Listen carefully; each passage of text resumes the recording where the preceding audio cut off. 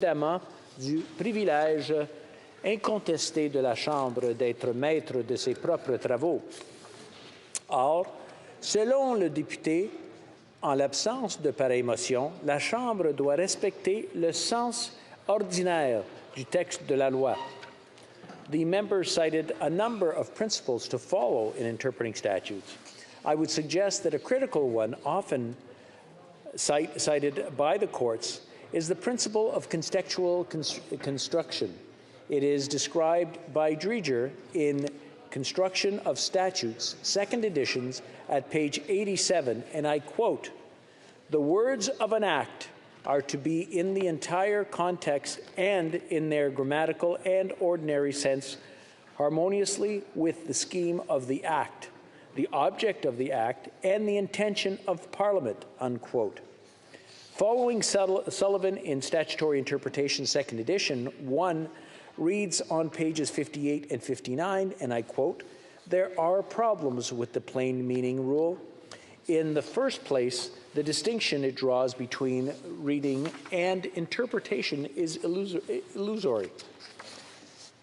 Second, the plain meaning rule expressly requires courts to distinguish between clear or plain meaning on the one hand and ambiguous or doubtful meaning on the other.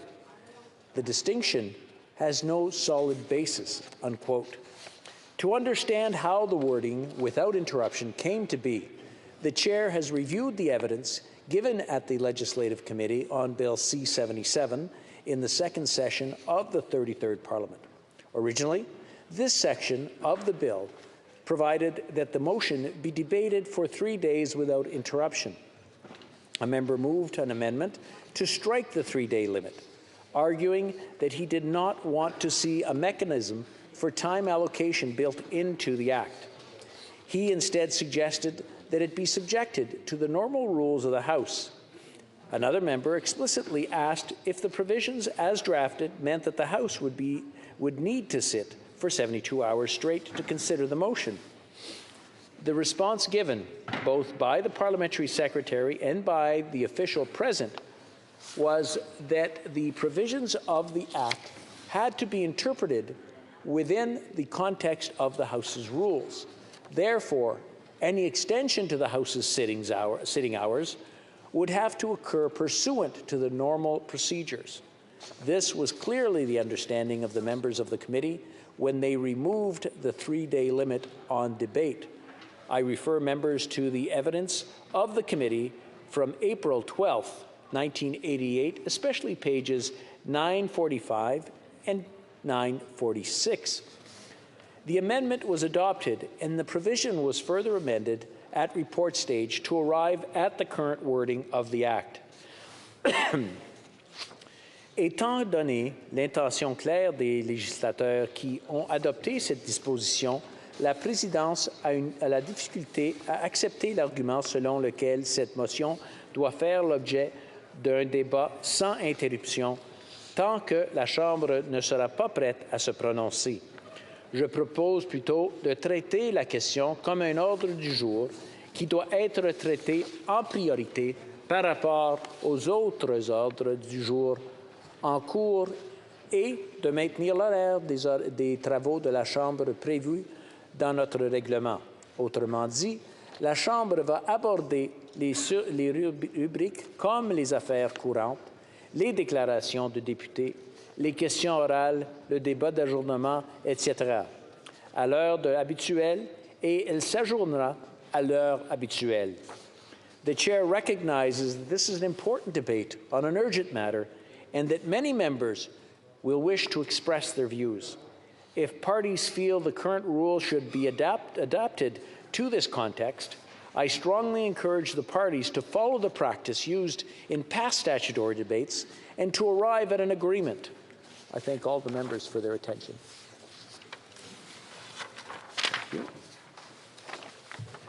Tabling of documents, dépôt de documents.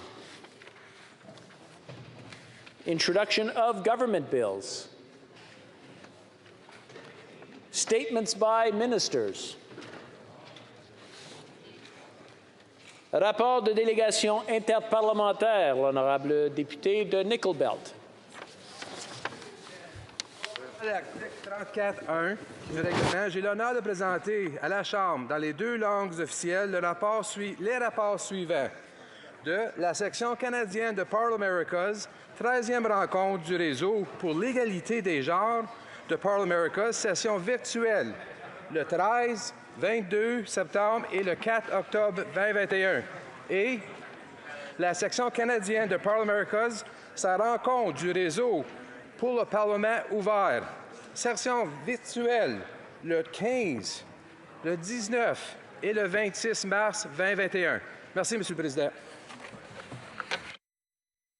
That was 2 of them, or was that both? It's 2. And that was both? Yeah. Okay. Presenting reports of committees.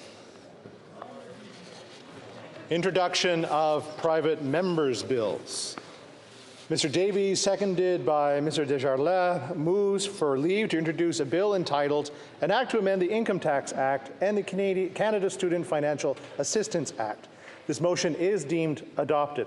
The honourable member for Vancouver Kingsway. Thank you, Mr. Speaker. I rise today to introduce an important bill to Parliament, the Post-Secondary Education Financial Assistance for Persons with Disabilities Act, with thanks to the honourable member for Edmonton Griesbaugh for seconding it and his tireless advocacy for diversity and inclusion. This legislation will provide tuition-free post-secondary education for all Canadians with disabilities. This is not only fundamentally just, it is an investment in our citizens that will unleash potential and benefit our society. While there has been progress in broadening inclusion for students in Canadians' colleges, universities, and trade schools, there is still much more to be done. I call on all parliamentarians to support this vital initiative to help Canadians with disabilities reach their potential and share their talents, skills, and energy with us all, because when people with diverse abilities succeed, we all succeed.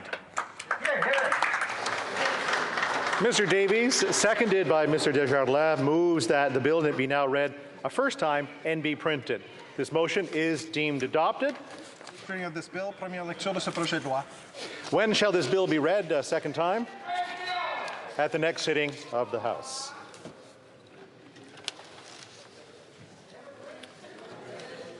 The presenting of petitions. Reading of Senate public bills and motions. The Honourable Parliamentary Secretary. Thank you, Mr. Speaker. There have been discussions amongst the parties, and if you seek it, I believe you'll find unanimous consent to adopt the following motion. That, in relation to the motion for confirmation of the declaration of emergency, notwithstanding any standing order or usual practice of the House, the Prime Minister and the Leader of the Official Opposition, the Minister moving the motion and the member speaking immediately afterwards shall be allowed to speak for no more than 20 minutes, with 10 minutes for questions and comments, and that they be allowed to split their time with another member, and that the Prime Minister be allowed to speak before the Minister moving the motion. Que tous ceux qui s'opposent à ce que l'honorable député propose la motion bien de dire non? D'accord? La Chambre a entendu l'énoncé de la motion. Que tous ceux qui s'opposent à la motion veuillent bien dire non. Adopté. Presenting of petitions.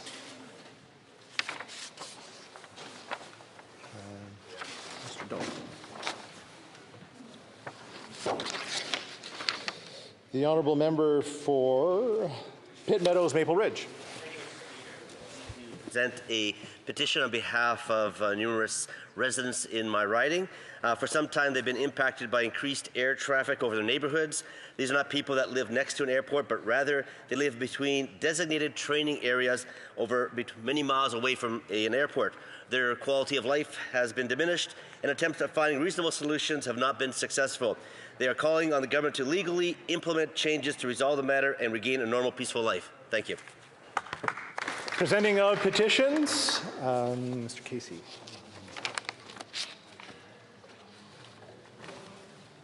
The honourable member for Charlottetown. Thank you very much, Mr. Speaker. I rise today to present a petition signed by several Prince Edward Islanders that were inspired by the book by Seth Klein and very concerned about the climate emergency. They're calling on the Government of Canada to enact just transition legislation that would reduce emissions by at least 60% below 2005 levels, that would create good green jobs and drive an inclusive workforce that will protect and strengthen human rights and expand the social safety net. Thank you, Mr. Speaker.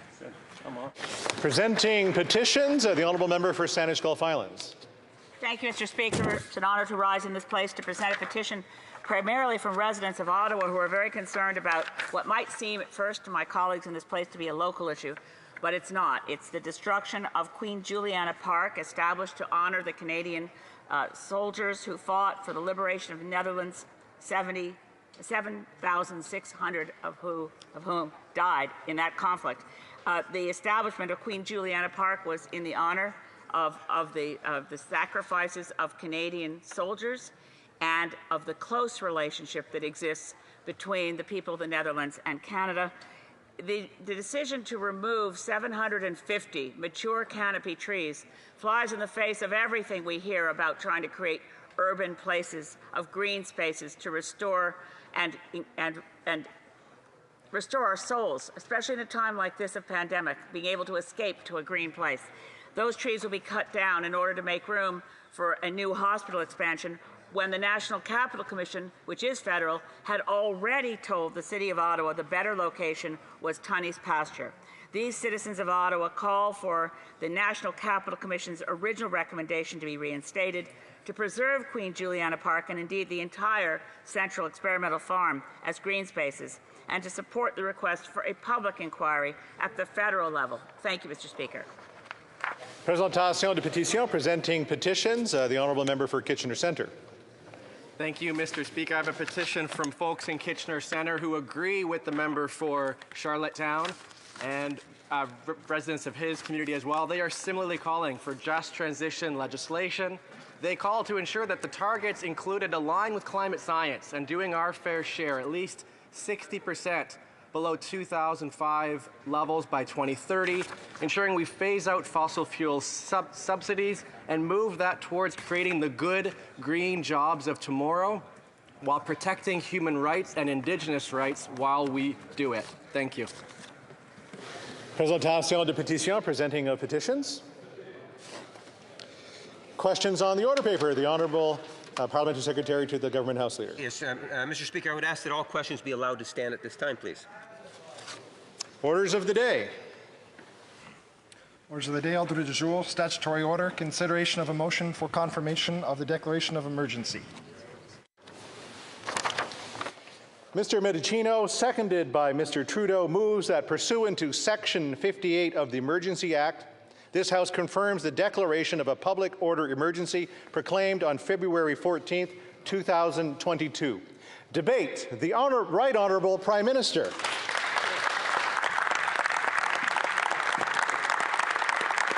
Thank you, Mr. Speaker. I will be sharing my time with the Minister of Public Safety. On Monday, as we entered the third week of illegal blockades and occupations, the federal government invoked the Emergencies Act. We did it to protect families and small businesses, to protect jobs and the economy. We did it because the situation could not be dealt with under any other law in Canada. Mr. Speaker, we did it because that's what responsible leadership requires us to do. For the good of all Canadians, the illegal blockades and occupations have to stop, and the borders have to remain open. We've made progress since Monday. On Tuesday, the border was reopened in southern Alberta after the Coutts blockade was dismantled. The RCMP arrested a small group of people within the larger blockade and seized firearms, ammunition, and body armor.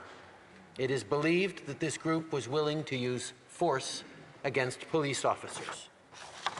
On Wednesday, the blockade in Emerson, Manitoba, had been cleared without arrests or charges.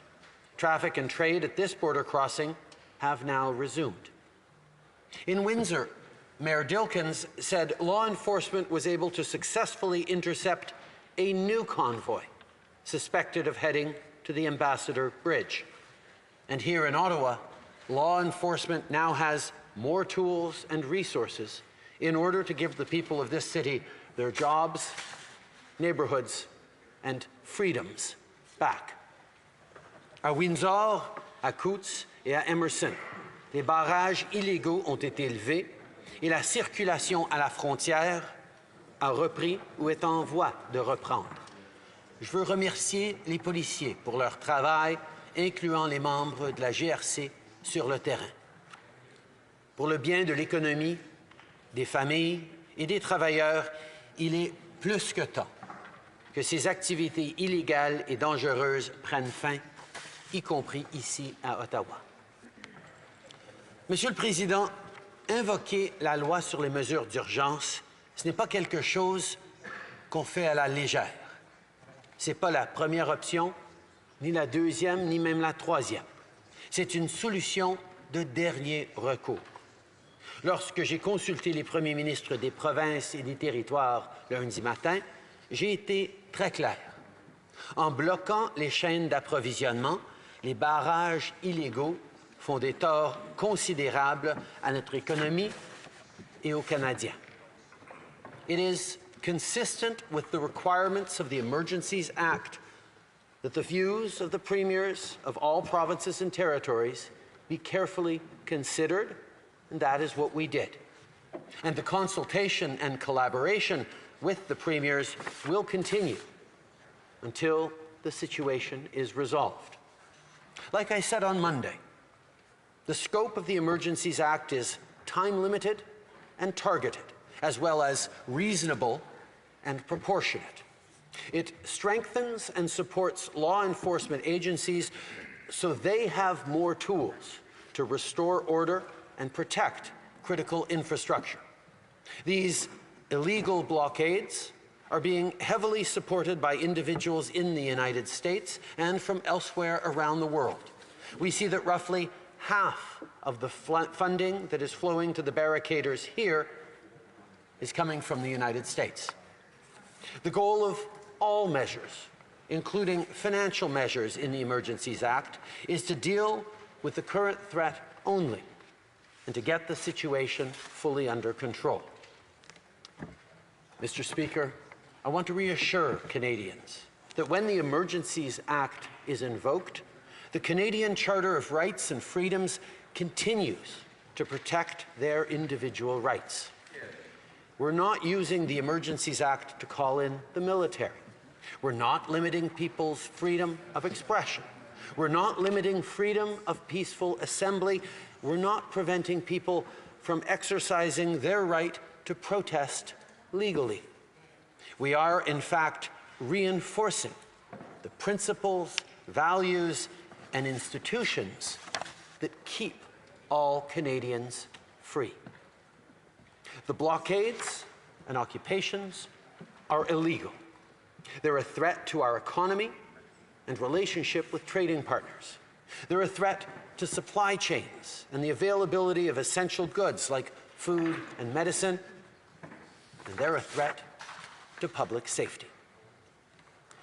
La loi sur les mesures d'urgence va être limitée dans le temps et ciblée pour répondre aux menaces des occupations et des barrages illégaux seulement. Les mesures sont raisonnables et proportionnelles. Et je veux que ce soit bien clair pour les Canadiens, Monsieur le Président, quand la loi sur les mesures d'urgence est invoquée, la Charte canadienne des droits et libertés continue de protéger les droits individuels. On ne se sert pas de la loi des mesures d'urgence pour déployer l'armée, on ne suspend pas les droits fondamentaux, on ne limite pas la liberté d'expression ni le droit de manifester pacifiquement.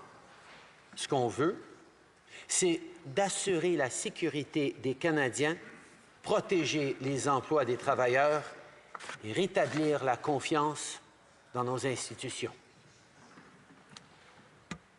Mr. Speaker, we understand that everyone is tired of this pandemic. We understand that Canadians are frustrated with COVID. Some protesters came to Ottawa to express their frustration and fatigue with public health measures, and that's their right. Like I said, it's a right that we'll defend in this free and democratic country. But illegal blockades and occupations are not peaceful protests. They have to stop. On a tous hâte d'en finir avec la pandémie. Les mesures de santé publique sont constamment réévaluées et on va continuer de les modifier en fonction de la science et de la situation. Et on va continuer d'encourager la vaccination. This week, based on advice from public health experts, Health Minister Duclos announced that we'll soon start easing border measures for travelers. Our government, the health minister... If I can interrupt the Prime Minister for a second, we need to make sure we're not using proper names in here, so we want to stick to the writing names. The Right Honourable Prime Minister. This week, based on advice from public health experts, the Health Minister announced that we'll soon start easing border measures for travellers. Our government will continue to follow the best scientific advice to keep Canadians safe and support healthcare workers.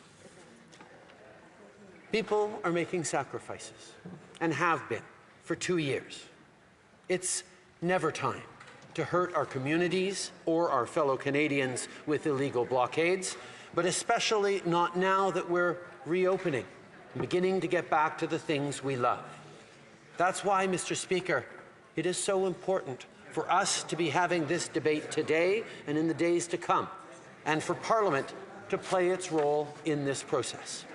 Today, I ask all members of this House to take action against illegal blockades that are harmful to Canadians. I ask all members of this House to stand up for families and workers, to stand up for jobs and our economy, and to stand up for the freedom of Canadians and for public safety. Merci, Monsieur le Président. Questions et commentaires, questions and comments, and we'll try our best to get all parties represented during this time. The Honourable Member for Sturgeon River Parkland. Mr. Speaker, the Prime Minister, the Minister of Public Safety, and the Minister for Emergency Preparedness have repeatedly stated that there is evidence of foreign extremist financing behind this convoy. Last week at Public Safety Committee, Deputy Director of Intelligence for FinTrack, Barry McKillop, stated that there is no evidence that this funding in Ottawa is tied to ideologically motivated extremism. Under further questioning, he stated that there has been no spike in suspicious transactions. Under what basis is this government freezing the bank accounts of Canadians in violation of Section 8 of the Charter against unreasonable search and seizure? Le très honorable Premier Ministre. Mr. Speaker, I think it is going to be extremely important that in this House over the coming days there will be important and robust debate on many such issues. But I can highlight once again, Mr. Speaker, that the Charter of Rights and Freedoms continues to apply. The Emergencies Act is subject to the Charter of Rights and Freedoms, and the measures that we've brought forward are proportional, measured, and responsible. And designed to get Canadians their lives back, their communities back, and restore their freedoms. Questions et commentaires, l'honorable député de Belleuil-Chambly. Merci, Monsieur le Président. Je pense qu'à peu près tout le monde est d'accord sur l'intention qui est de mettre un terme au siège d'Ottawa, qui est à peu près la seule manifestation hostile encore active sur le territoire. Si l'intention est correcte, le moyen utilisé pourrait très bien ne pas l'être. Si, en effet, le Québec a disposé des manifestations à Québec sans la loi sur les mesures d'urgence, si, à Couts, non seulement la frontière a été ouverte sans la loi sur les mesures d'urgence, mais les armes ont été saisies sans l'intervention de la loi sur les mesures d'urgence, si le pont des ambassadeurs a été ouvert sans la loi sur les mesures d'urgence, si la situation au Manitoba a été réglée sans la loi sur les mesures d'urgence, et il y en a d'autres, comment le premier ministre peut-il prétendre dès le début de son discours qu'il n'existait aucun autre moyen pour intervenir? Et pourquoi n'a-t-il pas exclu les provinces et le Québec qui ne veulent pas être assujettis ou recourir au pouvoir de cette loi? Le très honorable Premier ministre. Les forces policières de juridiction à travers le pays ont maintenant plus d'outils pour contrer ces barricades et ces occupations illégales quand et si ils surviennent. Nous allons continuer de s'assurer que les mesures soient proportionnelles et raisonnables et limitées dans le temps, mais c'était important. Et c'est important de donner plus d'outils aux policiers qui en ont besoin. On comprend que dans bien des parties du pays, on a pu bien contrôler la situation, mais la loi sur les mesures d'urgence s'applique à travers le pays, mais ne sera utilisée que lorsqu'elle est nécessaire. Questions and comments. Questions et commentaires. The honourable member for Burnaby South. Thank you, Mr. Speaker. For weeks, this occupation was allowed to continue. People lost their wages, citizens were harassed. The potential for violence grew. And the federal government, instead of acting, argued over jurisdiction. So what responsibility does the Prime Minister take for the inaction that made the Emergencies Act necessary? The Right Honourable Prime Minister. Mr. Speaker, I appreciate the opportunity to reiterate that from day one of these barricades and blockages and occupations, the federal government has been supplying resources and working closely with local police of jurisdictions to ensure that they had the tools that they needed. Obviously, this situation has evolved, this situation has escalated, but every step of the way, the federal government has been there to support the law enforcement of jurisdiction. Here in Ottawa, that means the Ottawa Police Services and the OPP, and we will continue to be there with the RCMP as necessary. Time for about a 15-second question and answer. The honourable member for Ottawa Centre. Thank you very much, Speaker. As you're very much aware that my riding includes Parliament Hill, which has been under siege for over 3 weeks now, Speaker.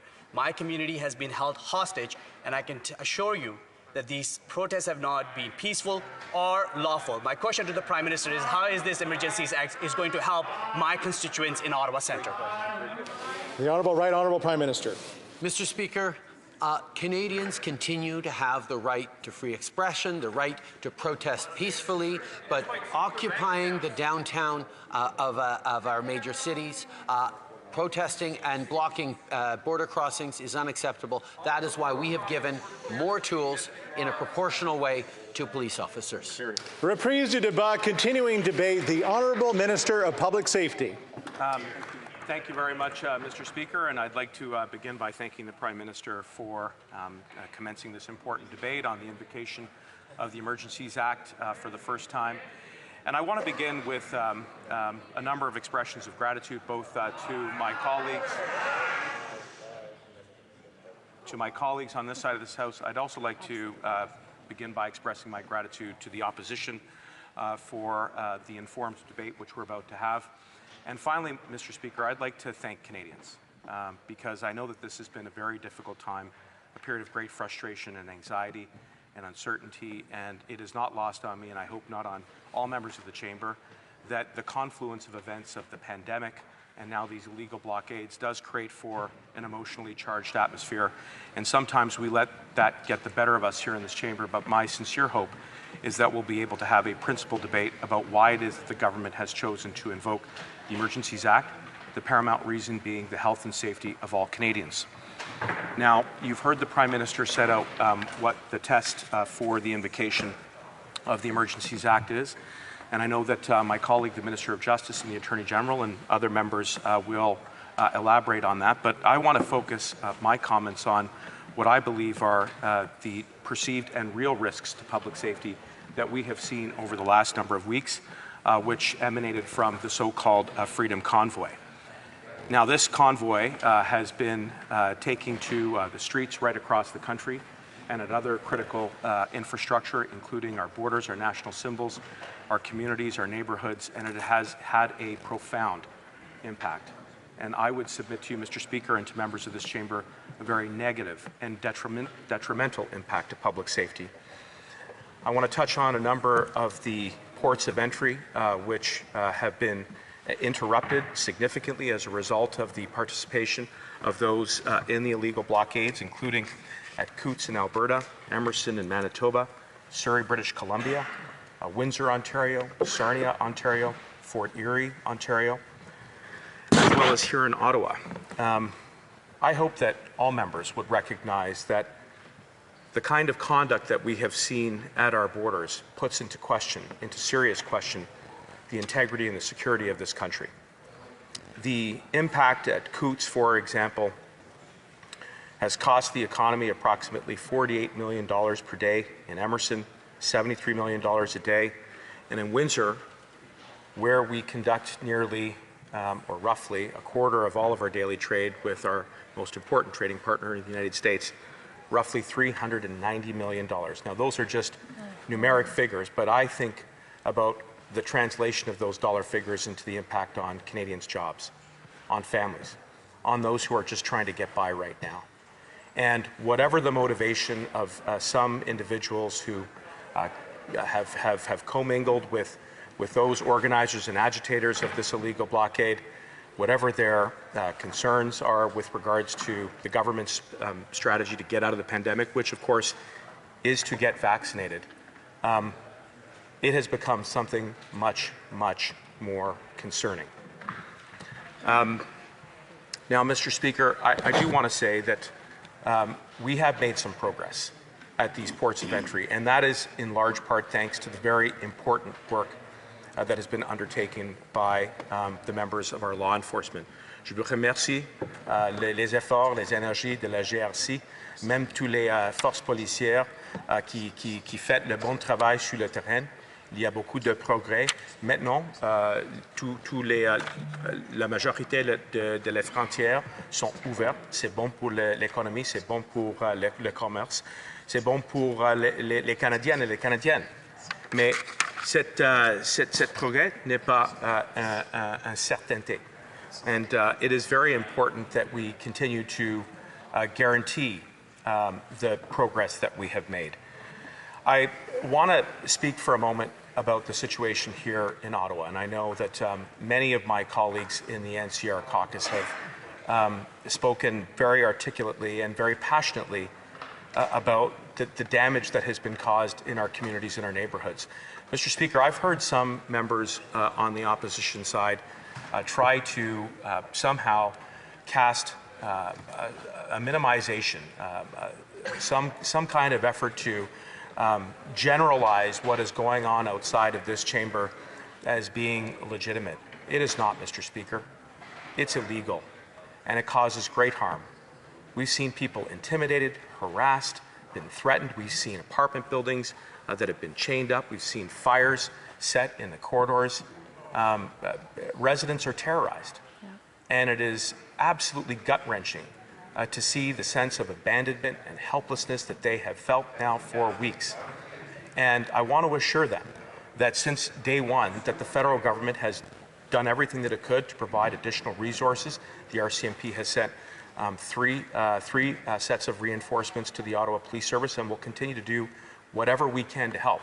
But it is also important, I think, for members of this chamber to recognize that we here, we write the laws, we set the policies, but we trust our police, our law enforcement, to enforce them. And that is why it is so important that we use every tool in our box, especially now, where we find ourselves in a predicament, in a dilemma, in a situation that has perhaps never been seen before. Now, I ask myself, Mr. Speaker, and I hope others are reflecting as well, what's this all about? And trying to step back and looking at what it is that's occurring, and I'm concerned. I've heard some people say and still say that this is a protest about vaccines. It's not. Or that it's a protest about mandates. It is not. I've heard some people say still that this is a protest about freedom. Mr. Speaker, what is going on outside in the streets of Canada at our borders is most certainly not about freedom. Absolutely not. It is not about freedom. It is about a very small, organized, and targeted group of individuals who are trying to strip away the very freedoms that we here have sworn to uphold. Exactly. That the generations of those who preceded us have sworn to uphold, Mr. Speaker. Now, I've seen many striking similarities in the way that these blockades have manifested across the country, the tactics that they are using, the timing in which they are occurring, the targets, whether they are national symbols, like the Parliament here, or provincial legislatures, like the War Monument outside, where we hear members speak passionately about their forebears who went and made the sacrifices for the freedoms that we now enjoy. The individuals outside are tearing down the barriers to attack those monuments. Now, what does that say? Those are going. I know members are heckling, but I'm encouraging them to reflect. And also the rhetoric, Mr. Speaker. And yes, the rhetoric. And yes, Mr. Speaker. Notwithstanding the efforts of my colleagues to try to shout me down, I'm speaking here on behalf of constituents and Canadians, Mr. Speaker. And yes, there is an ideologically motivated operation that we see in the rhetoric here that is meant to incite. And that is indeed one of the reasons why, Mr. Speaker, that we have chosen, that we've had to invoke the Emergencies Act. Now, I want to assure members that these are very targeted measures, that they are time limited, that they are protected and bound by the Charter. And for those who want to ask questions as to how those powers are going to be enforced, part of the debate is going to ensure that there are the sufficient guardrails and safeguards in place. There will be transparency on how those measures are implemented.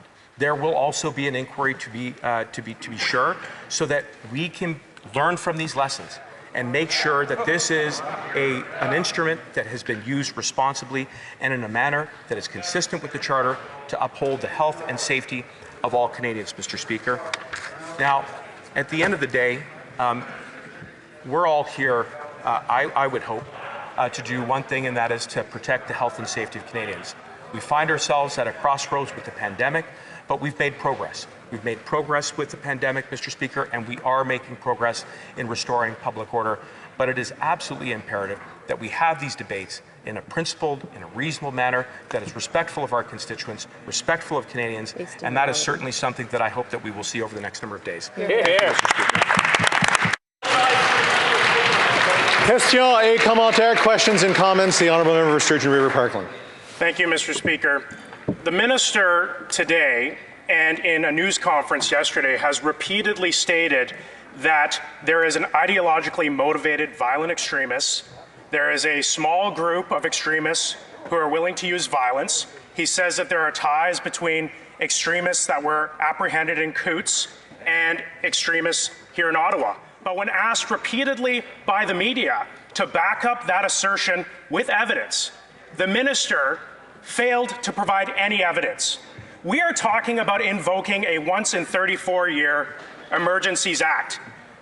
Parliamentarians deserve real evidence, not conjecture, from this minister before we can ever contemplate suspending the rights of Canadians. And what basis does this minister make to claim that there are violent extremists in Ottawa?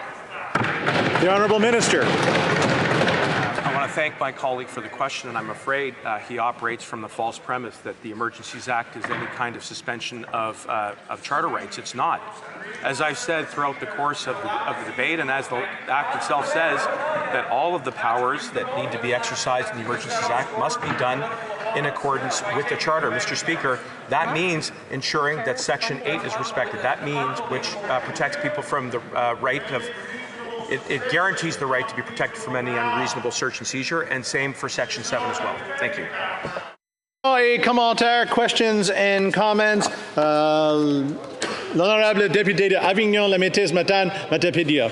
Merci, Monsieur le Président.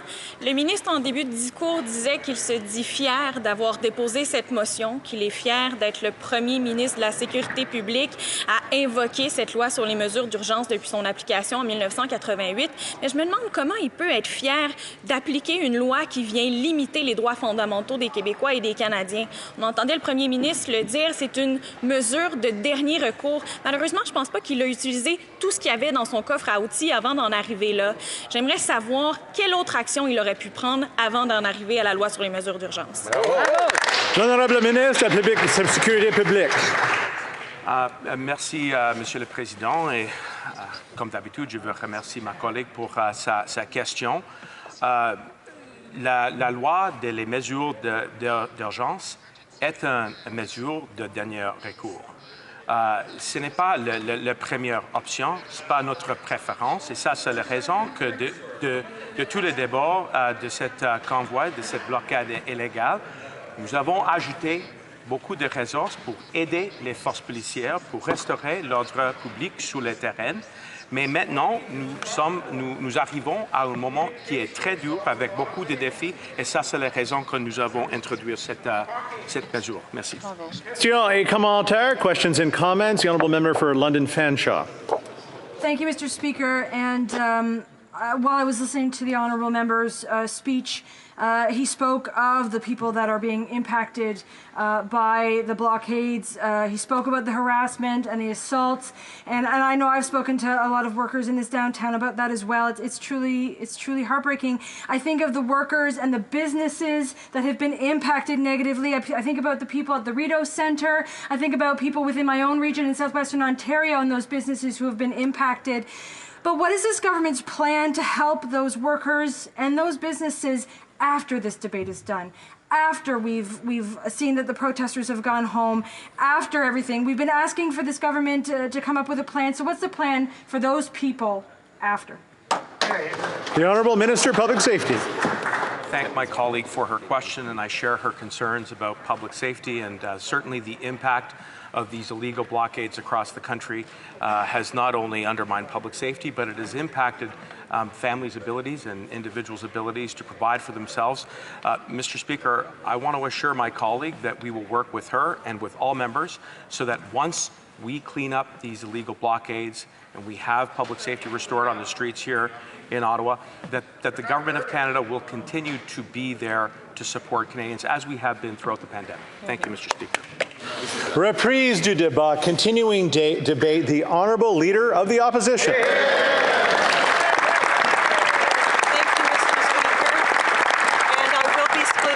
With the member for Mégantic-Lérable today. Speaker, this week, for the first time since its passage, the Emergencies Act has been invoked by the Prime Minister. This is historic, and it is extremely disappointing. The Prime Minister has invoked the Act, he says, to deal with the protests that have gathered here in downtown Ottawa and blockades that were happening at the Coutts border in Alberta, the Emerson border in Manitoba, the Ambassador Bridge in Windsor, and the border at Surrey. All of which, by the way, are now open. There are no more blockades at any borders. What's left are the trucks parked outside here in Ottawa that need to move or be moved. However, throughout the last 3 weeks, the Prime Minister has failed to take meaningful action to de-escalate the protests here or use any tools that he may have available. Instead, he has jumped straight to the most extreme measure. And as he has invoked the Act, he has failed to meet the high threshold set out by the Emergencies Act to justify it. That being, and I quote, when a situation seriously threatens the ability of the Government of Canada to preserve the sovereignty, security, and territorial integrity of Canada, and when the situation cannot be effectively dealt with under any other law of the country. Conservatives do not believe the government has shown that threshold has been met, and thus we will be voting against it. Keep in mind, Mr. Speaker, this Act is already invoked and is the new law of the land. Our debate and the vote on Monday can only stop it if the NDP vote with Conservatives and the Bloc to stop it. Supporting the use of the Emergencies Act is one of the most serious decisions a parliamentarian can make. I want to remind especially the NDP of this, who are supporting the Liberals in this sledgehammer approach. History will not be kind to the leader of the NDP or his members on this particular question. The Emergencies Act predecessor, the War Measures Act, was only used 3 times: World War I, World War II, and the FLQ crisis. Colleagues, we should keep these precedents in mind. The weight of those events should caution us against making this decision lightly. These protests have caused disruptions for many Canadians, especially local businesses and residents of Ottawa. As I have said, Conservatives are the party of law and order. We believe the trucks should move or be moved. But, Mr. Speaker, we want to lower the temperature across the country. The Prime Minister clearly wants to raise it. Let's be very clear how this all started. The Prime Minister decided to impose a vaccine mandate on truckers with no scientific evidence that it was the right thing to do. Many Canadians opposed it, but he went ahead anyway. Truckers and millions of Canadians felt they had no recourse with this Prime Minister, and who can blame them? After all, this was the Prime Minister who called them racist and misogynist. He said their views were unacceptable, that they were on the fringe. And when truckers and their supporters arrived in Ottawa, what did the Prime Minister do first? He hid for a week, and then he continued his insults, calling them and anyone who supported them or even talked with them things like Nazi supporters. We saw that name-calling and unfair and mean-spirited characterization happen just yesterday, Mr. Speaker, by the Prime Minister of Canada in this House. That is all he has done to rectify the problem: call names and insult. Mr. Speaker, many of the people that are protesting, many of the people who are upset are our neighbours. They are our constituents. They are Canadians. And they want to be heard and given even just a little respect by their Prime Minister. But the Prime Minister has decided that because he disagrees with them, doesn't like their opinions, he won't hear them. At every turn, the Prime Minister has stigmatized, wedged, divided, and traumatized Canadians. And now, without even a single meeting with a trucker, without talking through one of their concerns, without apologizing for his insults and listening to what people have to say, without using any other tool at his disposal, he has used this overreach, this Emergencies Act, and it's wrong. The Prime Minister's leadership in this situation has frankly been abysmal. He said this week, and I quote, "Invoking the Emergencies Act is never the first thing a government should do, or even the second. The Act has to be used sparingly and as a last resort." But his actions have shown the opposite approach. The so-called measure of last resort has come before taking any action to address the frustrations at the root of the protest. How did the Prime Minister go directly from ignoring the truckers to turning this to the Emergencies Act? Why has the government jumped straight to this without doing anything to lower the temperature first? Conservatives put forward a reasonable approach that could help bring the temperature down and address the concerns. We asked the government to commit publicly to a specific plan and timeline to roll back federal mandates and restrictions. But the Liberals and NDP refused to support our plan, and instead the Prime Minister reached for more power. This comes as provincial governments are announcing plans to end COVID-19 restrictions. The Prime Minister is an exception to this trend, and he refuses to come forward with a plan.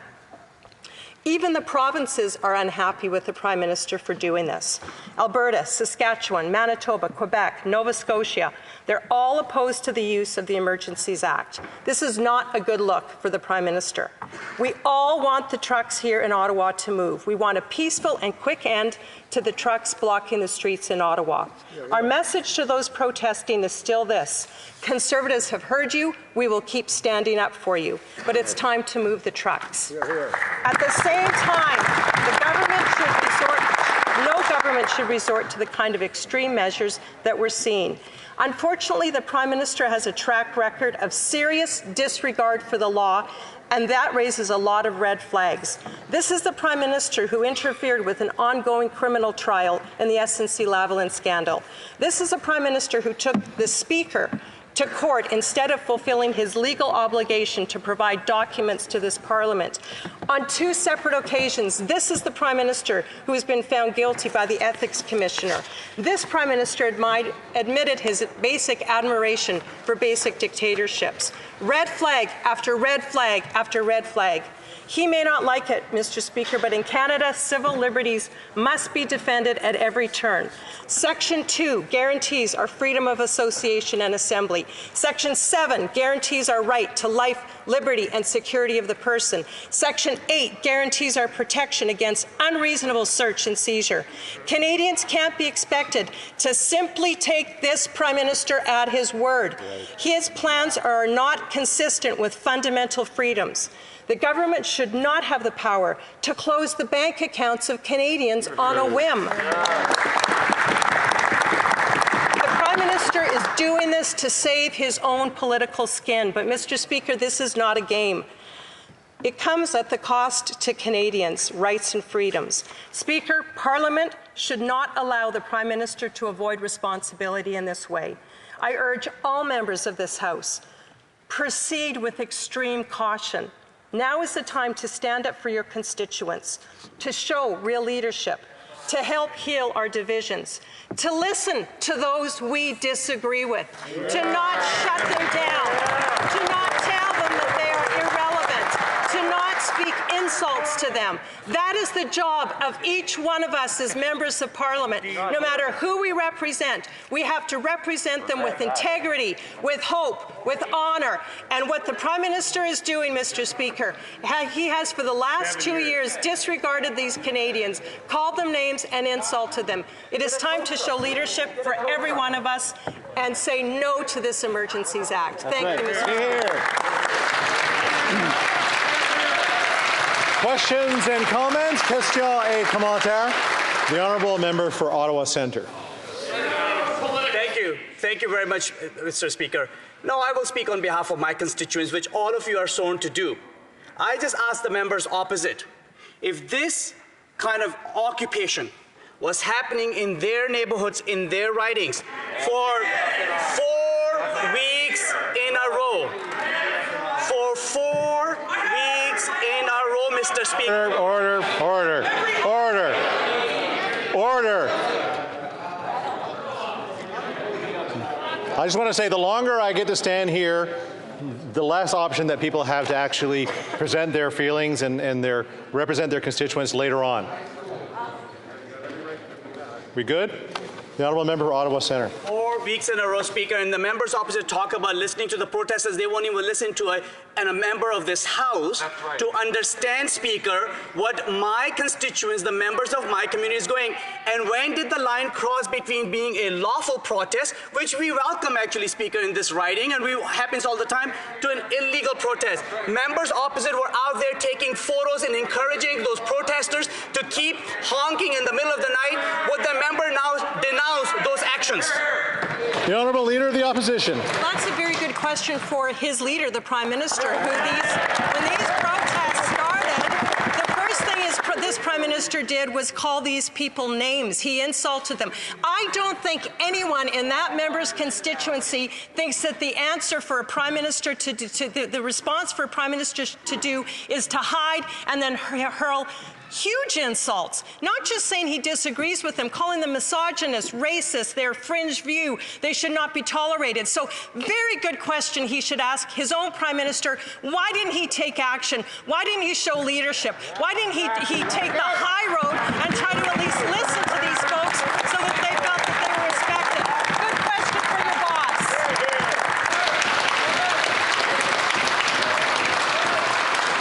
Questions et commentaires. Questions and comments. L'honorable député de La Prairie. Les problèmes à casse en Alberta se sont réglés sans la loi des mesures d'urgence. À Emerson, même chose, sans la loi des mesures d'urgence, ça s'est réglé. sur le pont des ambassadeurs. Évidemment, il a fallu que les Américains crient que ça n'avait pas de bon sens. Ça s'est réglé sans la loi des mesures d'urgence. À Québec, il y a eu des manifestations. Ça s'est réglé sans la loi des mesures d'urgence. Dans la cour du premier ministre, ici, dans la capitale fédérale, il y a une occupation. Qu'est-ce que le premier ministre a fait? D'abord, il les a traités de rousses-péteux. Après, il a mis ça sur le dos de la police. Puis là, il a sorti la bombe atomique, la loi des mesures d'urgence. Moi, la question est simple.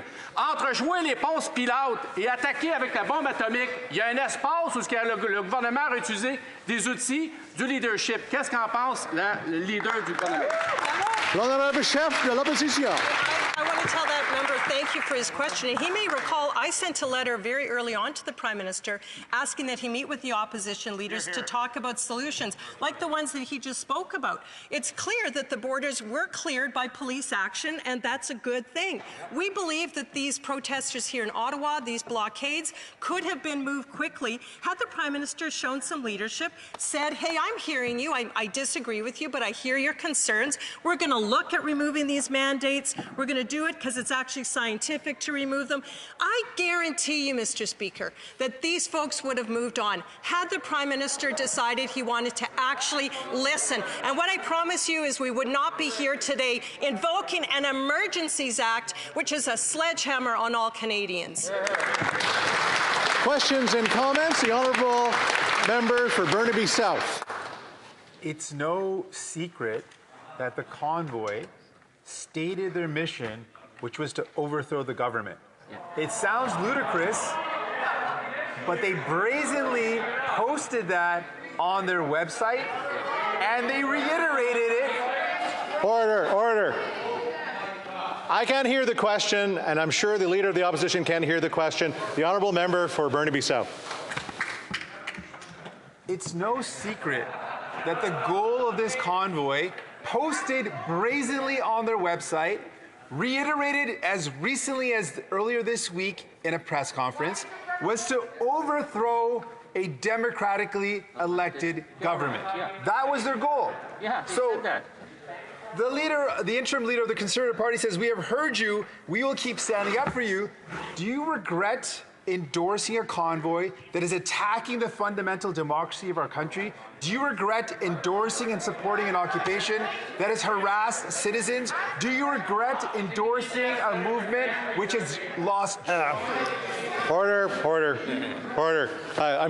I know the questions have to come through the chair, and I can't speak on behalf of the Leader of the Opposition, but I'll let the Leader of the Opposition answer the question.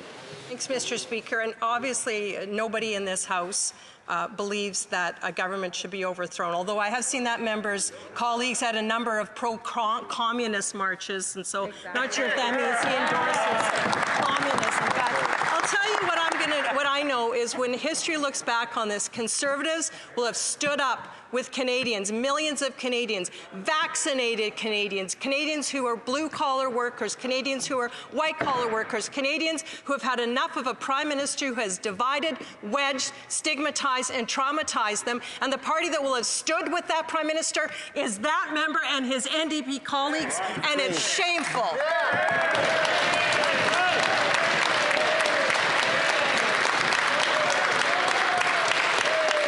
Reprise du débat, continuing debate. The honourable member for Mégantic-L'Érable. Merci, Monsieur le Président. Monsieur le Président, je préférerais aujourd'hui me lever en cette Chambre pour parler de la hausse de l'inflation. Je préférerais me lever en cette Chambre aujourd'hui pour défendre les mères de famille, les pères de famille, les aînés, qui ont effectivement beaucoup à souffrir depuis le début de la pandémie et qui aujourd'hui font face à toutes sortes de situations vraiment, vraiment graves. Mais à cause de ce premier ministre, à cause de l'inaction du premier ministre, parce qu'il a choisi de protéger sa carrière plutôt que d'écouter les Canadiens, on se retrouve aujourd'hui à discuter d'une loi qui a été invoquée pour la toute première fois depuis sa création en 1988 par le Parlement et par ce premier ministre, la loi sur les mesures d'urgence. C'est un moment, Monsieur le Président, qui va s'inscrire dans notre histoire, mais pas pour les bonnes raisons. Et c'est extrêmement décevant, Monsieur le Président. Le premier ministre a dit invoquer la loi pour gérer les barrages et les manifestations au centre-ville d'Ottawa, au poste frontalier de Coutts en Alberta, au poste frontalier d'Emerson au Manitoba, ainsi qu'au pont ambassadeur à Windsor. Je le répété encore ce matin, M. le Président.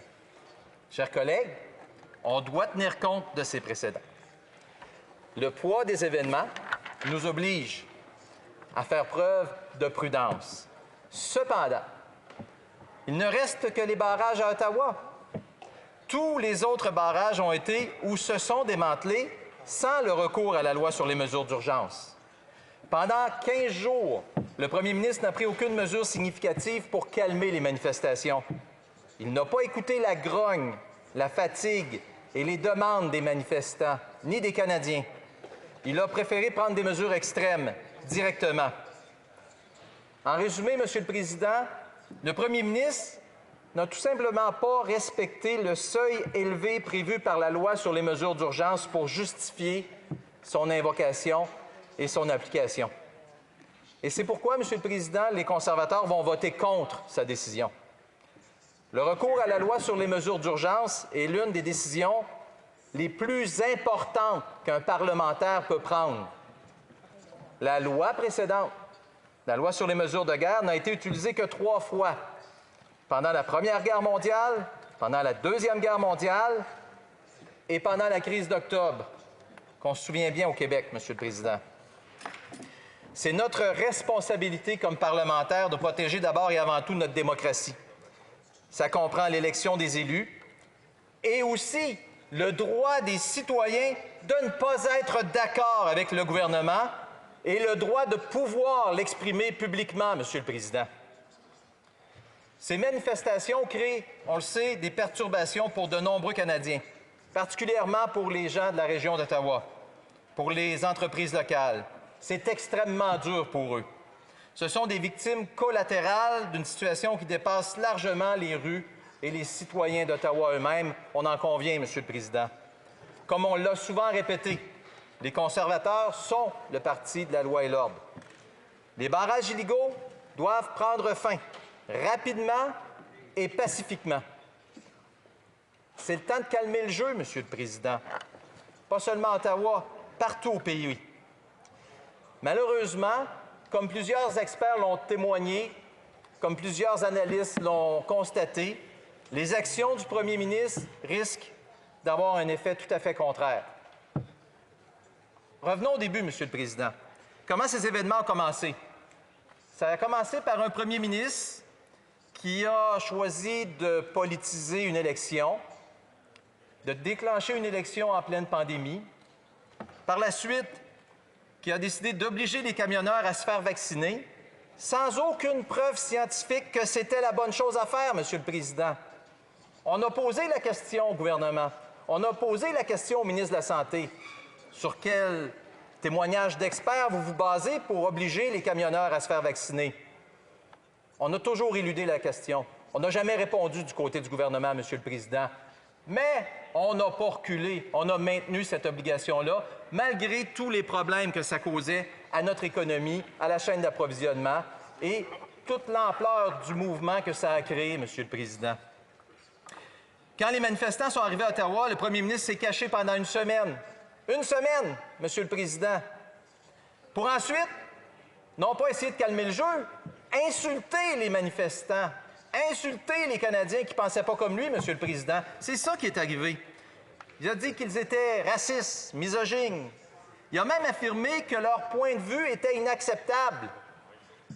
Mais ça, on le voit souvent à cette Chambre, M. le Président. À chaque fois qu'on dit quelque chose dont le premier ministre n'est pas tout à fait d'accord, on voit tout de suite que pour lui, c'est pas acceptable. Ce que je sache, il y a plus de la moitié des Canadiens qui n'ont pas voté pour lui à la dernière élection. Et pourtant, ce sont des Canadiens, ce sont des gens qui ont le droit à leurs opinions, ce sont des Canadiens qui se sont exprimés et qui continuent d'avoir le droit de le faire. C'est acceptable de voter contre ce premier ministre, M. le Président. J'ai entendu ces points de vue partout, dans mon comté, sur les médias sociaux, au téléphone, dans les courriels. On en a reçu plein de courriels cette semaine, M. le Président. Ces gens qui s'expriment sont nos voisins, nos électeurs, c'est des Canadiens qui veulent se faire entendre, ils devraient être entendus. Mais comme le premier ministre n'est pas d'accord avec eux, Monsieur le Président, qu'il n'aime pas leur opinion, il a décidé tout simplement de ne pas les écouter. Chaque fois qu'il en a l'occasion, le premier ministre stigmatise et divise les Canadiens. On sait qu'il n'a pas rencontré aucun camionneur, aucun représentant de leurs associations. Il n'a pas discuté avec eux de leurs préoccupations. Il ne s'est même pas excusé, Monsieur le Président, pour ces insultes qu'il a envoyées dehors à tous ces manifestants, qu'il a fait ici même en cette Chambre, Monsieur le Président. Des excuses, Monsieur le Président, pour le premier ministre, c'est pas pour ceux qui ne pensent pas comme lui. Il a ignoré ce que les gens ont à dire. Il a attendu que la crise empire et empire et empire. Il aurait pu intervenir. Il y avait beaucoup d'outils à sa disposition pour intervenir. Premièrement, le premier outil, c'est lui-même. Comme premier ministre, comme chef d'État, il aurait pu écouter les Canadiens, Monsieur le Président. Le premier outil dont il aurait pu avoir recours, c'est lui-même comme chef d'État. Il a choisi d'agir en petit politicien, Monsieur le Président. Au lieu d'écouter, il a décidé de se donner plus de pouvoir. Il a décidé d'élargir les pouvoirs du gouvernement. Monsieur le Président, c'est une mauvaise décision. Le leadership du premier ministre est carrément lamentable dans cette situation. Cette semaine, il a même dit, je le cite, « L'invocation de la loi sur les mesures d'urgence n'est jamais la première chose que le gouvernement devrait faire, même pas la deuxième. La loi doit être utilisée avec modération et en dernier recours. » Monsieur le Président, personne pense que le premier ministre a même utilisé la première, la deuxième, ni même la troisième, ni même la quatrième option, Monsieur le Président. Il n'a pas réussi à convaincre personne de la justification du recours à la loi sur les mesures d'urgence, alors que à peu près tout le monde, Monsieur le Président, tous les experts, les analystes, les chefs de police, tout le monde a dit qu'ils avaient les recours, tous les outils nécessaires. Les premiers ministres des provinces, Monsieur le Président, le disent, ils l'ont répété. On est capable de s'en occuper. Ne venez pas mettre de l'huile sur le feu, Monsieur le Président, en faisant ce que vous avez fait, c'est-à-dire en invoquant la loi sur les mesures d'urgence. C'est ça qui est arrivé, Monsieur le Président. Comment le premier ministre est-il passé directement de l'ignorance totale des manifestants à l'adoption de la loi sur les mesures d'urgence? On espère que l'histoire va le dire, Monsieur le Président, parce que présentement, le premier ministre et ses ministres ne le disent pas. Et malheureusement, Monsieur le Président, la crise dans laquelle on est actuellement est directement créée par le manque de leadership du premier ministre. Les conservateurs avaient présenté une option, une approche raisonnable. On demandait au premier ministre, présentez-nous un plan. Un plan pour annoncer le retrait des obligations vaccinales obligatoires. Un plan pour la fin des mesures sanitaires. Puis c'est pas déraisonnable, ça, Monsieur le Président. Toutes les provinces sont en train de le faire. Tous les autres gouvernements au Canada sont en train de faire ça. Malheureusement, ce premier ministre a choisi de s'entêter et de ne rien faire, de ne pas écouter ses experts, Monsieur le Président. Il se surprendra aujourd'hui pourquoi les manifestants, les Canadiens, n'en peuvent plus de son manque de leadership, Monsieur le Président. C'est la réalité dans laquelle on est actuellement. Le premier ministre préfère faire à sa tête. Il continue de refuser de présenter un plan. Monsieur le Président,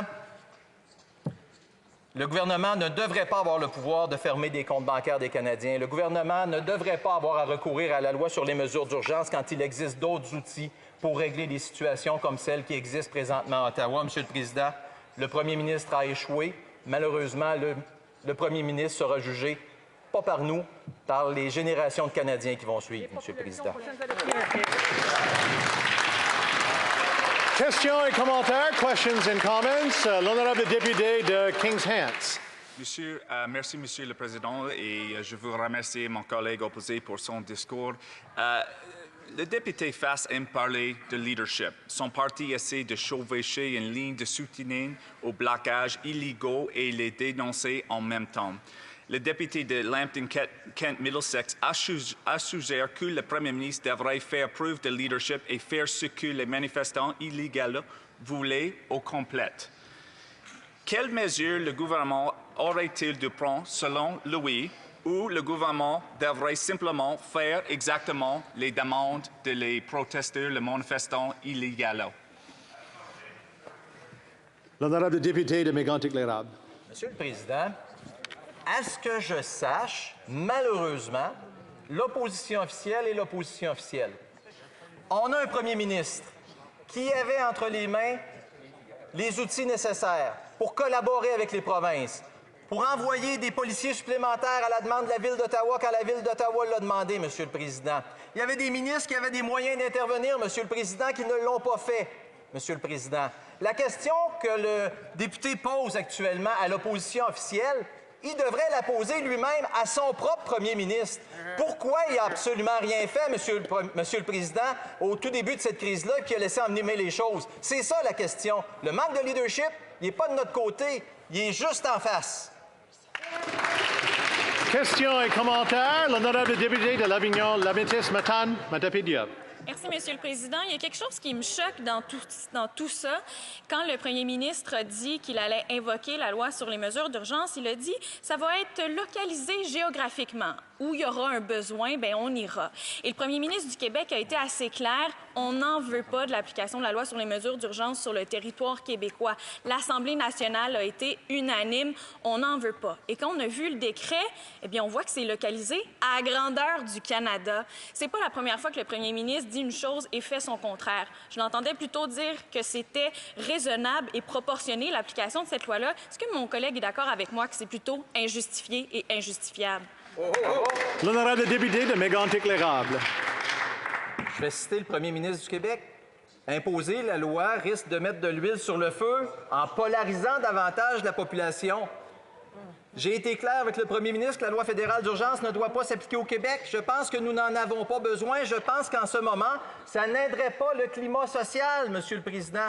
J'ai des citations comme ça de la première ministre du Manitoba, du premier ministre de l'île du Prince-Édouard, du premier ministre de l'Alberta. Je pense que c'est assez clair que les premiers ministres ont envoyé comme message au premier ministre. C'est « on n'en veut pas de votre loi sur les mesures d'urgence, Monsieur le Président. On est capable de gérer nos provinces puis gérer nos affaires. Pourquoi lui n'est pas capable? » Questions et commentaires. Questions and comments. The honourable member for Saanich Gulf Islands. Mr. Speaker, and to the honourable member for Mégantic-l'Érable, I'm actually raising a point that I've heard his leader, the official leader of the opposition, the leader of the opposition party, raise something as a hypothetical, and I want to address it now, and that is this notion that the Prime Minister hid. I think we forget the Prime Minister, and I'm not going to defend all the Prime Minister's actions by any means, but at the moment this convoy started, the Prime Minister had been diagnosed with positive for COVID. Had he gone in to meet with people who were unvaccinated, and had any of them been sickened and died, he could have been charged with manslaughter. Does that not occur to people on the other side as a... Order. I would really like to hear the... I'm just looking over to the minister. The member completed her question? No, it's Zoom right there. Okay, good. I just want to make sure everybody listens to the question so that we can get a good answer on it. The honourable member for Saanich Gulf Island. Speaker, I know this is a difficult time for everyone, but I think that hypothetical and the use of the word hid is again inflaming divisions in this place we shouldn't have. If someone tests positive for COVID, they should not be meeting with anyone, and they certainly shouldn't be threatening the health and safety of people who have chosen not to get vaccinated. L'honorable député de Mégantic-l'Érable. Monsieur le Président, depuis le début de la pandémie, j'ai eu l'occasion, je ne sais pas à combien de reprises, d'assister à des discours puis à des présentations de mon honorable collègue sur un petit appareil qui s'appelle Zoom, un petit ordinateur. J'ai eu l'occasion de l'entendre à plusieurs reprises défendre le gouvernement libéral sur ce petit écran, Monsieur le Président. Se cacher, ça veut dire pas répondre aux questions. Ça veut dire ne pas vouloir prendre position. C'est ce que le premier ministre a fait en se cachant, Monsieur le Président. Il s'est caché de ses responsabilités. Il ne s'est pas caché chez eux, il s'est caché de ses responsabilités. Il aurait pu parler, il avait tous les moyens pour le faire. Reprise du débat, continuing debate, l'honorable député de Belleuil-Chambly.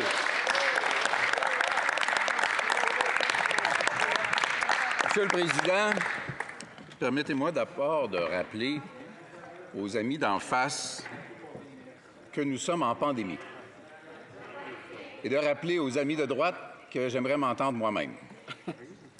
La pandémie a fait des victimes. Il y a des gens qui sont morts. Il y a des gens qui ont eu des ennuis de santé majeurs, extrêmement significatifs. Il y a des gens qui vivent dans l'angoisse. Il y a des gens qui ont vu leur pouvoir d'achat sérieusement réduit à cause des effets inflationnistes, durables ou temporaires, structurels ou conjoncturels de la pandémie. La pandémie s'est attaquée gravement aux aînés. La pandémie s'est attaquée gravement au système de santé du Québec et des provinces. Bien sûr, devant une situation inusitée, sans précédent, on peut y aller parfois un peu à tâtons. On essaie, on n'a pas un succès immédiat et parfois ces essais et erreurs peuvent semer le doute. Je le comprends. C'est vrai au niveau des contraintes sanitaires. C'est vrai au niveau des mesures de santé autour de la notion de vaccination et de l'encadrement que ça a recommandé. C'est vrai au niveau des contraintes dans les déplacements qui ont été imposés.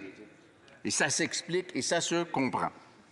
La réponse à tout ça, c'est toujours et ça doit être l'information, même si le succès de l'information et de la diffusion des bonnes informations reste relatif. Malheureusement, la gestion de la pandémie a été gérée d'une façon qui était, intoxiquée par une obsession. L'obsession de s'accaparer des pouvoirs du Québec et des provinces. L'obsession d'imposer des conditions en dehors de ces juridictions. L'obsession d'assujettir la pandémie, même la pandémie, à des valeurs multiculturalistes. Et tout ça, ça crée des retards dans la compréhension, ça crée de l'incompréhension chez les citoyens, tant du Québec et du Canada, alors que ce dont on a besoin, c'est d'informations de qualité. Ça a aussi été, Monsieur le Président, la graine, la semence des oppositions qui ont émergé sous les formes que l'on découvre depuis quelques semaines. Monsieur le Président, la peur est légitime. Le doute est légitime. L'opposition aux idées ou aux politiques d'un gouvernement, c'est légitime. Le dire est légitime. Le manifester est légitime. Se rassembler pour le manifester est légitime. La sédition et l'insurrection ne sont pas légitimes. Refuser le traitement est-il légitime? Mettre en péril la vie d'autrui en refusant un traitement ou un vaccin est-il légitime? Hier, j'ai été vacciné pour la 3e fois, librement.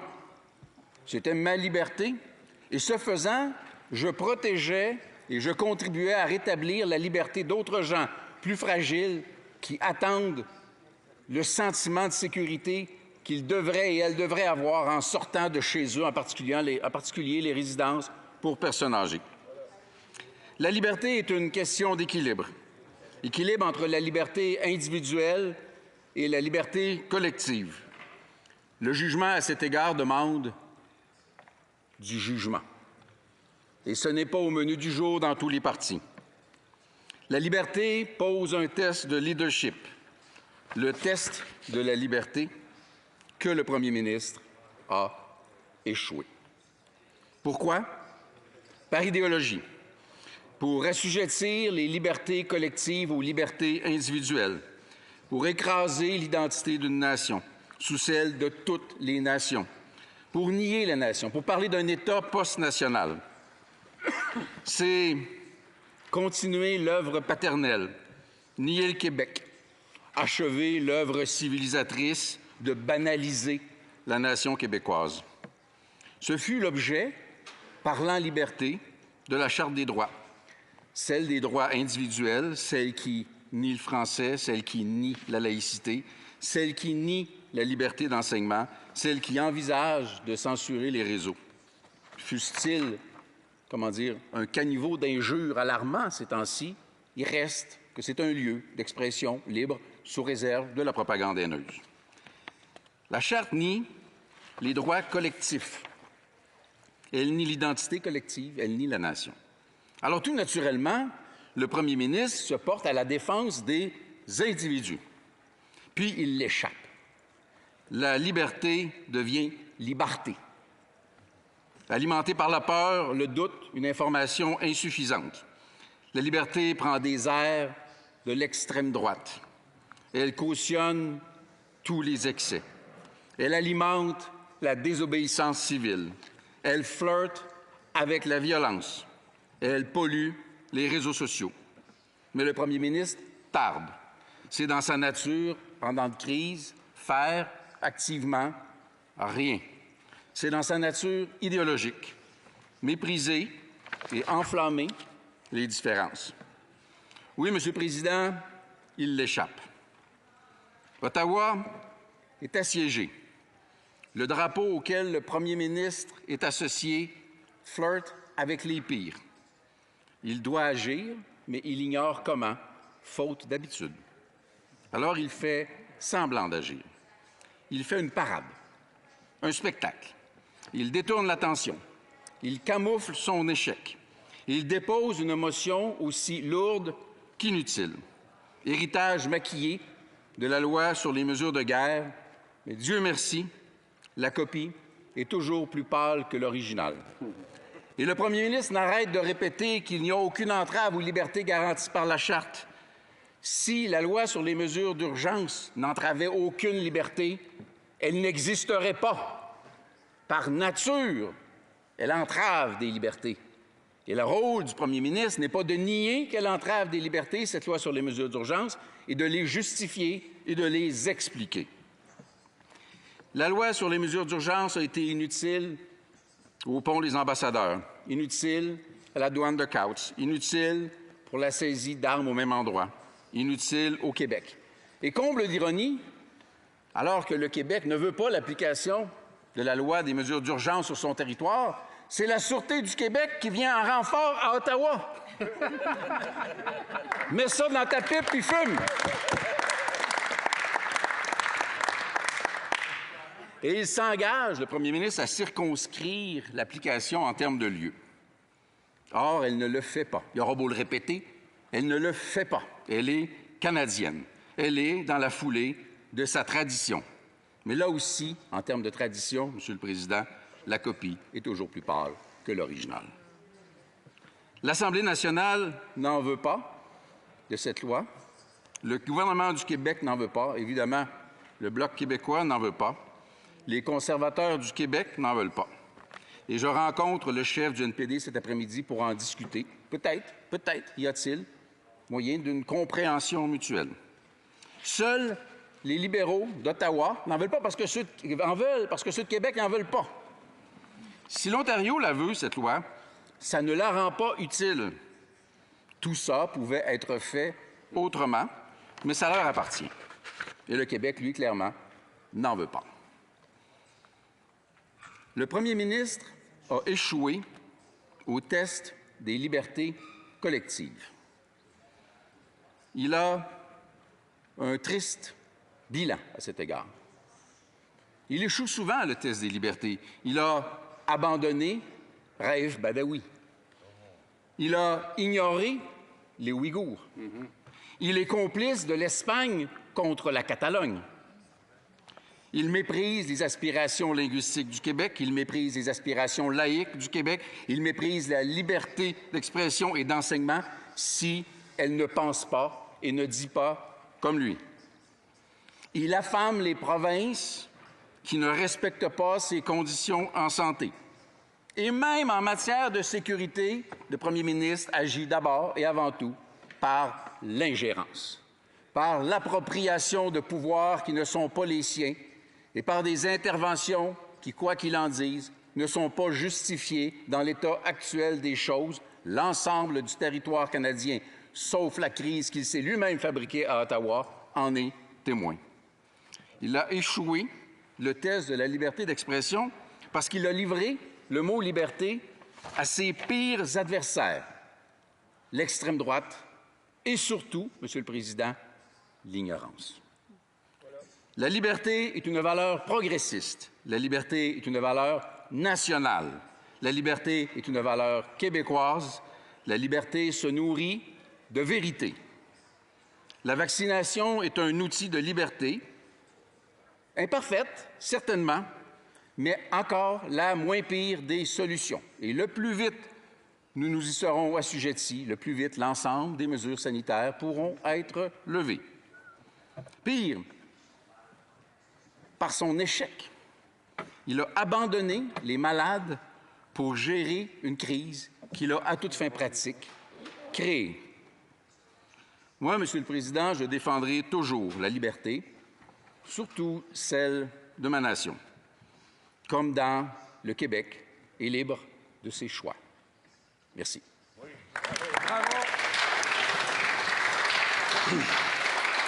Questions et commentaires. Questions and comments. The honourable member for Kings Hands. Merci, Monsieur le Président, et vers vous. Le chef du Bloc québécois compare cette mesure d'un décret d'urgence publique à celle de loi sur les mesures de guerre, ce qui n'est pas le cas. Son porte-parole en matière de sécurité publique a suggéré que cette mesure supprime le droit garanti par la Charte, qui ce n'est pas le cas. Cette ordonnance donne simplement à la police et les autorités provinciales de pouvoirs supplémentaires pour faire leur travail, y compris le suivi de contributions financières aux activités illégales, incluant au Québec, cause des dommages économiques. Normalement, le Bloc appréciait l'idée de pouvoir discrétionnaire provincial. Pourquoi sont-ils contre une mesure raisonnable et proportionnelle pour leur province maintenant? L'honorable député de Belleuil-Chambly. Il y a une grande différence entre offrir des pouvoirs supplémentaires à d'autres juridictions et s'emparer des pouvoirs d'autres juridictions pour les donner à sa propre police. Et ça, encore une fois, c'est une espèce d'exercice de gymnastique à laquelle le gouvernement se prête avec des arabesques à côté desquels le patinage artistique à Beijing fait pâle figure. Et l'autre élément, Monsieur le Président, c'est que lorsque des mesures sont nécessaires et lorsque des mesures sont pertinentes et qu'elles ont pour effet d'altérer des libertés, plutôt que de prétendre qu'elles n'altèrent pas des libertés, on l'explique, on le justifie. Allez me faire à croire que ce soit justifié ou pas, que de saisir le compte de banque de quelqu'un ou l'empêcher de circuler dans une rue donnée, ce n'est pas altérer les libertés de quelqu'un. À un moment donné, il y a des évidences, mais ce gouvernement est passé maître dans l'art de prétendre le contraire de l'évidence et de se le répéter entre eux. Questions et commentaires. Questions and comments. L'honorable député de Charlebourg-Haute-Saint-Charles. Merci, Monsieur le Président. J'aimerais demander au chef du Bloc québécois ce qu'il pense de l'évaluation actuelle de la balance entre la loi disponible et les capacités et les ressources. On voit actuellement que le problème majeur pour la Ville d'Ottawa, c'est la capacité d'enlever les camions remorques, ce qui cause le plus grand problème au-delà de tout le reste. Est-ce qu'il comprend? Est-ce qu'il sait que l'article 129 du Code criminel oblige les compagnies de transport, par exemple, à fournir des ressources aux policiers qui en font la demande? Et, en bout de ligne, est-ce qu'encore une fois, il y a eu un manque au niveau de la balance entre la loi qui existe, les ressources et les capacités disponibles? Merci. L'honorable député de Belleuil-Chambly. Sauf peut-être sur une lumière rouge pendant 1 minute et demie, immobiliser un poids lourd sur la ligne blanche au milieu de la rue, c'est illégal. Tu pars de même. Ces gens-là annoncent à l'avance que c'est leur intention, tu les laisses s'en venir. La police d'Ottawa capote un peu, demande de l'aide, tu leur en donnes pas. Tu dis, oh, on va envoyer 275 policières de la GRC, tes réserves autour du Parlement puis au premier ministre qui commence à trouver ça compliqué de circuler. Ça lui tente moyen de venir autour du Parlement. Le premier ministre dit lui-même que la police d'Ottawa a tous les pouvoirs nécessaires pour intervenir jusqu'à ce qu'il se rende compte que ce qu'il dit n'a pas de bon sens. Il existe en effet, à même les pouvoirs des provinces, des corps policiers, des capacités législatives, les lois sur les états d'urgence des différentes juridictions, tous les outils nécessaires. Alors qu'on arrête de dire sans ça, ça se pourrait pas, puis que là, les gens ont peur, puis ils encouragent le recours à la loi sur les mesures d'urgence. Les provinces pouvaient et peuvent intervenir. La preuve a été faite partout, sauf ici, autour du Parlement. Questions et commentaires. Questions and comments. The honourable member for Saanich Gulf Islands. Merci, Monsieur le Président. Merci à l'honorable chef du Bloc québécois. J'ai une question parce que je suis inquiète avec les règlements qui sont présentés aujourd'hui sur l'urgence et les questions géographiques.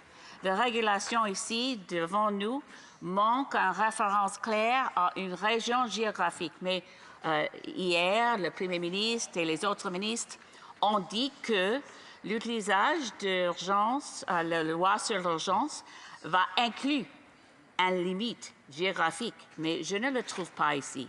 Ma question pour le chef, c'est ça. Si le gouvernement va changer les régulations avec les limites géographiques qui n'incluent pas la province du Québec, c'est possible que le chef du Bloc québécois pense que c'est nécessaire pour la situation ici à Ottawa. L'honorable député de Belleuil-Chambly. L'histoire des quelques dernières années enseigne une chose. Le principe général, ce qu'on dit en général, est moins sujet à application concrète que ce qu'on écrit. Je m'intéresse assez peu, par expérience somme toute récente, à ce que le premier ministre dit. Je regarde ce que les textes disent. Alors, le texte, il dit quoi? Il dit c'est applicable partout au Canada. Aucune nuance, aucune restriction. Puis quand il dit oui, mais on va leur demander leur avis, c'est drôle, tout à l'heure en anglais, là, il a dit qu'on allait les consulter, puis qu'il allait peut-être collaborer, mais que s'il avait l'intention de rentrer quelque part, il allait rentrer. Il pourrait changer le texte et reconnaître les juridictions des provinces, dont 7 ont dit qu'elles ne veulent pas l'application de ça. Mais il devrait faire le contraire. Il devrait retirer le texte et le remplacer par un texte qui dirait « Voici ce qu'on est capable et ce qu'on est prêt à faire pour aider Ottawa tout de suite, maintenant, et mettre un terme au spectacle de camouflage politique de ses propres erreurs. »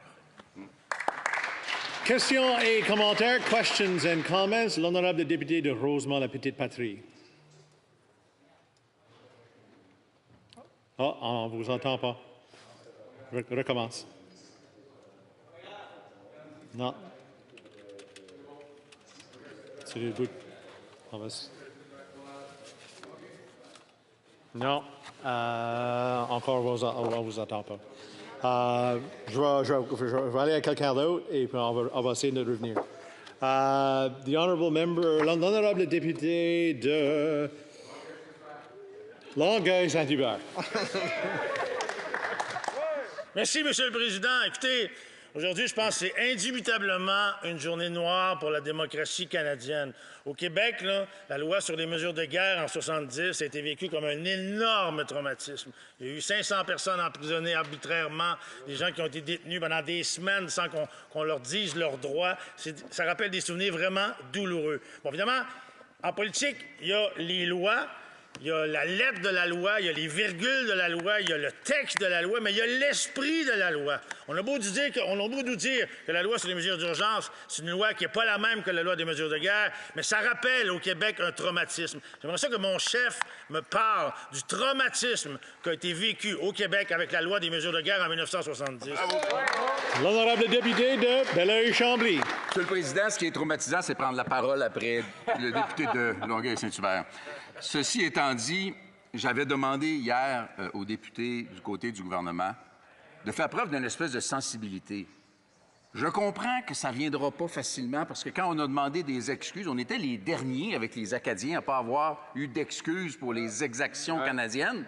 Quand j'ai demandé des excuses, une couple de mois, on nous a pratiquement ri au visage, on a nié l'histoire. Fait que je ne m'attends pas à des miracles, mais soyez un peu sensibles au fait que pour les Québécois, il y a effectivement une relation incertaine, non pas avec le rôle humanitaire de l'armée. On les a accueillis, on était contents, il y a plein de Québécois là-dedans.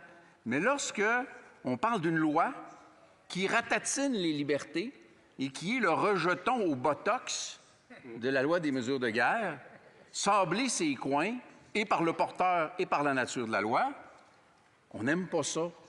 Ça nous inquiète. On a vécu ça. Alors, un peu de compréhension, s'il vous plaît. Bravo. Bravo. Questions et commentaires. On va réessayer Rosemont-la-Petite-Patrie. Merci, Monsieur le Président. Parfait. On est d'accord sur le fait que la loi ne devrait pas être appliquée au territoire québécois parce qu'il n'y a pas moyen de le faire et on était prêt à appuyer la motion du Bloc hier là-dessus avant qu'elle soit bloquée par les libéraux. Là où j'ai un malaise, Monsieur le Président, avec le discours du chef du Bloc, c'est les amalgames historiques douteux à notre égard. Utiliser des souvenirs douloureux, le traumatisme de la loi des mesures de guerre au Québec, alors qu'il n'y a pas de commune mesure avec la loi actuelle et ce qui s'est passé il y a une cinquantaine d'années. Même la chroniqueuse Hélène Buzetti, qu'on ne peut pas accuser de manquer de sensibilité québécoise, a dit que ce n'est pas du tout comparable. Alors, j'invite le chef du Bloc à regarder les dispositions de la loi et à faire les distinctions et les nuances que la rigueur intellectuelle appelle. L'honorable député Belleuil-Chambly. L'humilité à Rosemont n'a pas cours légal. J'invite le député de Rosemont-la-Petite-Patrie à regarder l'Assemblée nationale qui devrait au moins un petit peu être la sienne. Ses amis de Québec solidaire sont contre. Les libéraux sont contre. Le Parti québécois est contre. La CAQ est contre. La seule personne au Québec qui a raison, Monsieur le Président, c'est le député de Rosemont, la petite patrie. Je suis un peu inquiet, mais je lui rappellerai que le chef du NPD, en 1970, a voté contre la loi sur les mesures de guerre. Resuming debate, the honourable member for Burnaby South. Thank you, Mr. Speaker. This is a critical moment in our history. In a few weeks, we will enter the third year of this pandemic. Canadians are tired. Tired of a pandemic that has created so much loss and such sacrifice for so many. Canadians are frustrated. Frustrated that so many have found themselves worse off, while those at the very top have only increased their wealth and power. And many are afraid. Afraid of the next wave, of the next variant, but also afraid of the other crises we face, of fires and floods caused by the climate change destroying their homes and their livelihoods, of losing those they love to a toxic drug supply, of not being able to get the care they need or that their loved ones need when they need it. But neither fear, frustration, or fatigue have won over Canadians' fundamental desire to take care of one another. We are here today at this moment because of a result of a failure of leadership. People were abandoned by government that argued over jurisdiction rather than helping people. People were abandoned because governments didn't take this convoy and its impact on people seriously. And they were abandoned by the police, some of whom stood with the occupiers and the occupation. It should never have come to this. It should have never come to a point in time where thousands of workers lost their wages because of blockades at bridges. Thousands of workers lost wages because of blockades of one of the busiest shopping centers in Ottawa, retail workers, people who are already precariously employed. It should never come to the point where residents, families, children were harassed, intimidated, terrorized by the convoy. It should have never come to this. Many people right now are rightly concerned about the impact of the Emergencies Act, that it might crack down on protests in the future. What we're dealing with is not a protest. It is not peaceful. The organizers of this illegal occupation have been clear from the beginning. They haven't shied away from this. They have been brazen about it. They came here to overthrow a democratically elected government. It is a movement funded by foreign influence, and it is fed on disinformation. Its goal is to disrupt our democracy. We share the concern of many Canadians that the government may misuse the powers in the Emergency Act. So I want to be very clear. We will be watching. We will withdraw our support if at any point we feel these powers are being misused. I've been at many protests and strikes, and I've witnessed the full and brutal power of the police being used against peaceful protesters. So I want to make this clear as well. Indigenous land defenders, climate change activists, workers fighting for fairness, and any Canadian using their voice to peacefully demand justice should never be subject to the Emergencies Act. New Democrats will never support that. What has become very clear in this crisis is that there needs to be as well a serious examination of policing in Canada. Occupiers get hugs from the police, while Indigenous and racialized protesters are met with the barrel of a gun. Yep.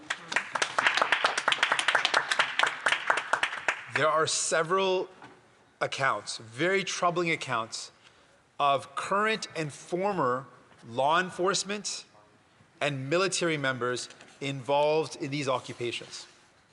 One of the requirements of the Emergencies Act is that after its invocation, there is a public inquiry into its use.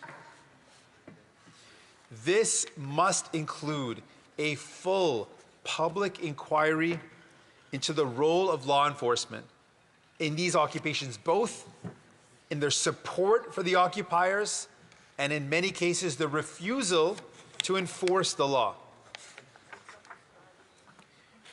L'utilisation de la loi sur les mesures d'urgence est un constat d'échec